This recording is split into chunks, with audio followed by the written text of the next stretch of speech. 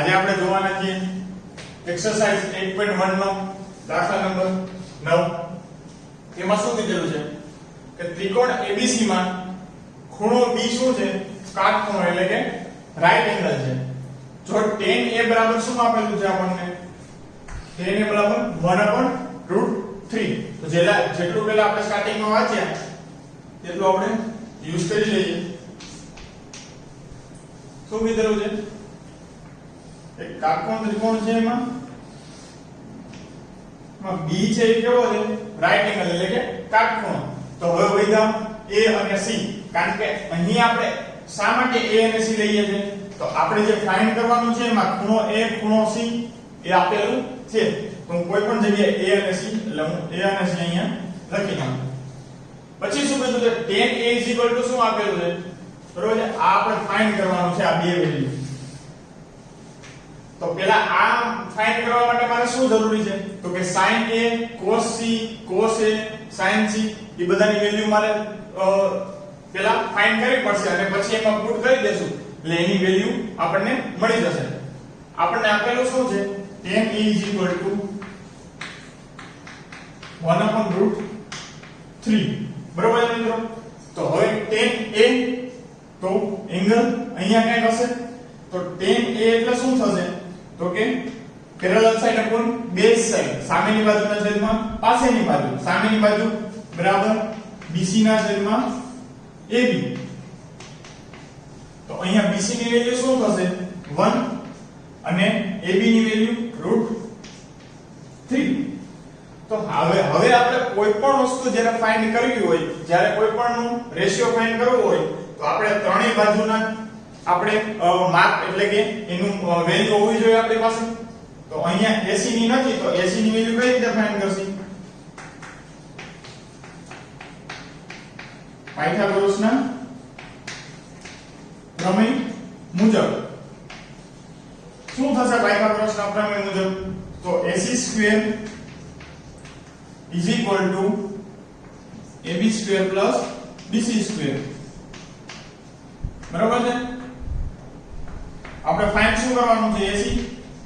બરાબર છે? AC² is equal to AB શું છે? તો કે √3 એનો સ્ક્વેર 3 પ્લસ BC એટલે 1 એનો સ્ક્વેર 1 નો સ્ક્વેર 1. તો આ આન્સર આવી જશે 4. અને આ આપણને શું મળે છે? AC નો સ્ક્વેર. આપણે જોઈએ છે માત્ર AC. તો AC is equal to બંને બાજુ અંડરરૂટ કરી નાખું તો 4 નું અંડરરૂટ એટલે કે એનું વર્ગમૂળ શું થાય? 2. તો આપણને AC બરાબર મળી ગયું. આન્સર આવે 2. બરાબર છે મિત્રો? તો હવે આપણી પાસે ત્રણેય બાજુના માપ છે. તો આપણી પાસે જો ત્રણેય બાજુના માપ હોય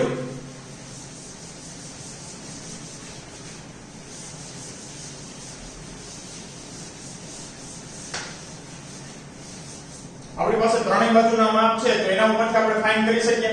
તો આપણે કઈ કઈ વસ્તુ ફાઇન્ડ કરવાની છે? પહેલા તો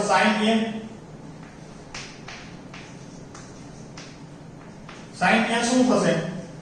તો sin A બરાબર થશે અહીંયાથી A એંગલ છે તો કે સામેની બાજુના છેદમાં કર્ણ પેરેલલ સાઈડ અપોન હાઇપોટેન્યુસ. તો sin A થશે 1/2. બરાબર છે? પછી શું ફાઇન્ડ કરવાનું છે? પછી ફાઇન્ડ કરવાનું છે cos C. cos C શું થશે? તો અહીંયા એંગલ શું છે? C. તો અહીંયાથી મારે આની સાપેક્ષે ફાઇન્ડ કરવું પડશે. તો કે cos નું ફોર્મ્યુલા રેશિયો શું થાય? તો કે પાસેની બાજુ એટલે કે બેઝ સાઈડ અપોન હાઇપોટેન્યુસ, પાસેની બાજુના છેદમાં કર્ણ. તો એ શું થશે? 1/2. પછી જે ફાઇન્ડ કરવાનું cos A. તો cos A શું થશે? તો cos A એટલે A એની સાપેક્ષે આપણે ફાઇન્ડ કરવાનું છે તો પાસેની બાજુના છેદમાં કર્ણ બેઝ સાઈડ અપોન હાઇપોટેન્યુસ √3/2. હવે બધું sin C.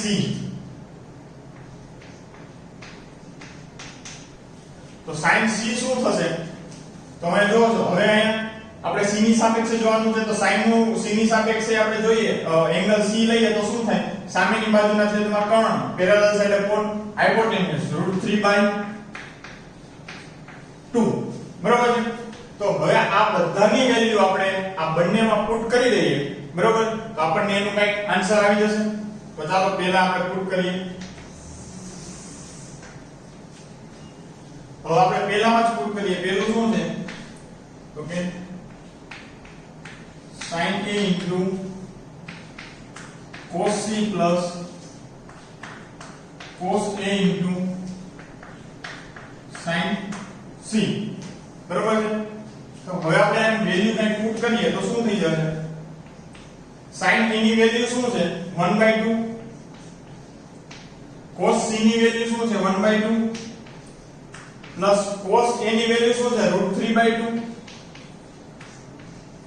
Into sin C ની વેલ્યુ શું છે? √3/2. તો હવે આનો આન્સર શું આવશે? અહીંયા લખીએ આપણે 1/2 into 1/2 1/4, 2 into 2 4, 1 into 1 1/4 plus √3 into √3. તો આન્સર શું આવશે? 3. 2 into 2 4. હવે છેદ સરખા છે એટલે આપણે ડાયરેક્ટ એડ કરી શકીએ એકબીજામાં. તો 3 ને 4 અને છેદમાં 4. તો આન્સર શું આવશે? તો આપણને જે વેલ્યુ આપણને એ પહેલા પૂછ્યું હતું આ એનો આન્સર શું આવે? તો કે 1. બરોબર છે મિત્રો? હવે એવી જ રીતે આપણે સેકન્ડ ફાઇન્ડ કરીએ.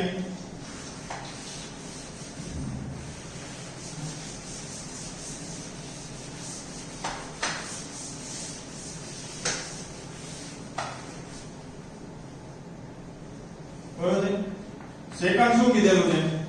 તો સેકન્ડ કીધેલું છે cos A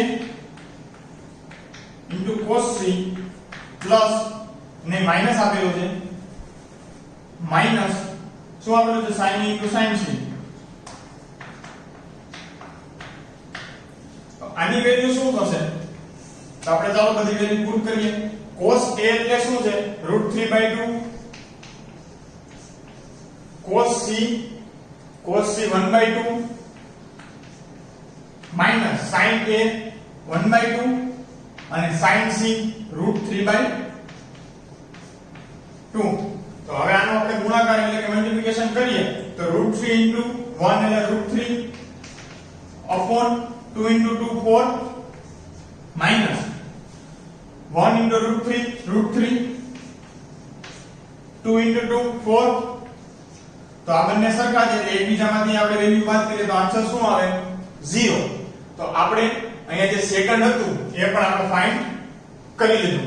હવે એના પછી આપણે જોઈએ નેક્સ્ટ. તો હવે આપણે જોઈએ દાખલા નંબર 10. તો દાખલા નંબર 10 શું કહેવા માંગે છે?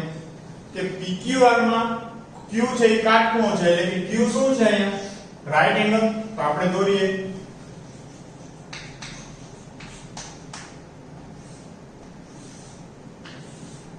PQR માં Q કેવો છે?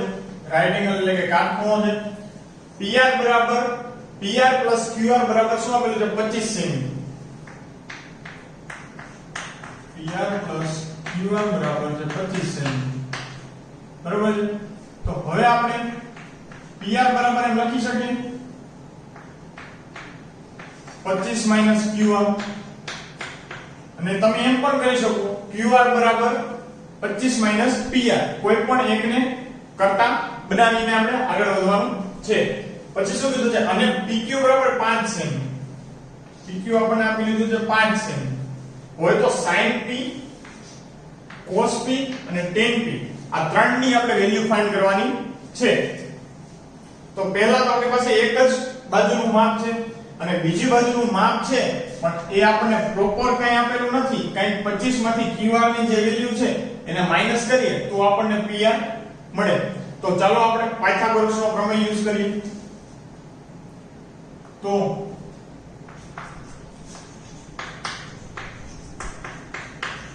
પાયથાગોરસનો પ્રમેય મુજબ બરાબર છે શું થશે? તો PR² બરાબર PQ² પ્લસ QR². PR ની વેલ્યુ શું છે? 25 માઈનસ QR 25 માઈનસ QR તો એનો હોલ સ્ક્વેર થઈ જશે PR સ્ક્વેર એટલે તો 25 માઈનસ QR નો હોલ સ્ક્વેર બરાબર PQ એટલે 5 5 ની વેલ્યુ શું છે 5 નો સ્ક્વેર કરીએ તો શું વેલ્યુ મળે 25 પ્લસ QR સ્ક્વેર આપણે અહીંયા છૂટું પાડીએ a માઈનસ b નો સ્ક્વેર શું થાય a square minus 2ab plus b square તો અહીં એ રીતે જ થશે અહીંયા શું થશે તો કે 25 નો સ્ક્વેર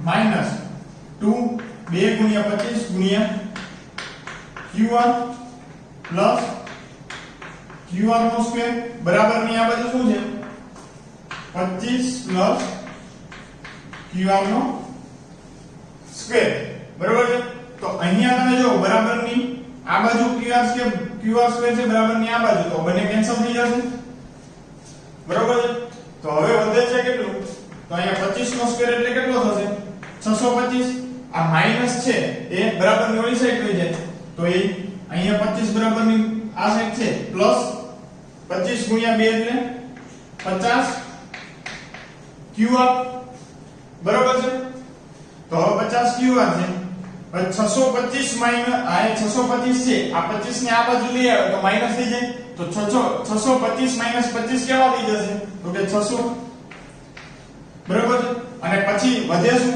50 તો આને શું વધશે 50 QR બરાબર છે હવે અહીંયા જો તો આ બાજુ આવો આ રીતે કઈ વધે છે 50 QR બરાબર 600 તો આપણે QR ની વેલ્યુ ફાઇન્ડ કરીએ તો QR બરાબર 600 ડિવાઇડેડ બાય 50 બરાબર છે 12 50 60 તો QR ની વેલ્યુ શું મળી જશે આપણને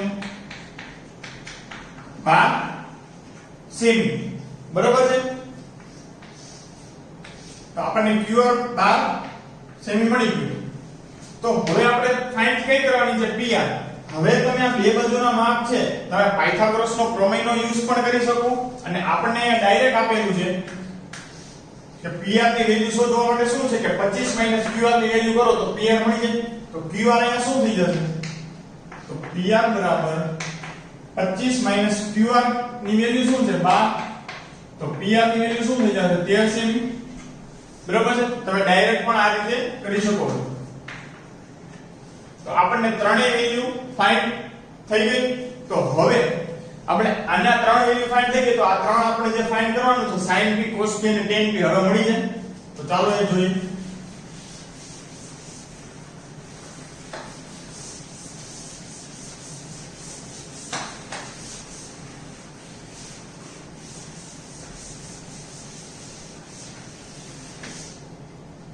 તો શું થશે તો પહેલા તો sin p જોઈએ sin p એટલે કે આ p ની સાપેક્ષે કંઈક ફાઇન્ડ કરવાનું છે તો sin p એટલે sin નો રેશિયો શું થાય સામેની બાજુના છેદમાં કર્ણ પેરેલલ સાઈડ અપોન બેઝ તો સામેની બાજુ શું છે qr અપોન pr qr ની વેલ્યુ શું છે 12 અપોન 13 બરાબર છે આપણને પેલું sin p મળી ગયું બીજું શું ફાઇન્ડ કરવાનું છે cos p તો cos p શું થશે તો cos p થશે પાછળની બાજુના છેદમાં કર્ણ બેઝ સાઈડ અપોન હાઇપોટેન્યુસ પાછળની બાજુ pq અપોન pr pq ની વેલ્યુ શું છે 5 ના છેદમાં 13 5 અપોન 13 અને લાસ્ટ છે tan p તો tan p શું છે તો tan p એટલે સામેની બાજુના છેદમાં પાછળની બાજુ parallel side upon base side parallel side કઈ છે qr અપોન pq તો qr ની વેલ્યુ શું છે 12/5 pq ની વેલ્યુ 5 તો આપણે જે ત્રણ ફાઇન્ડ કરવાના હતા એ આપણે અહીંયા ફાઇન્ડ કરી દીધા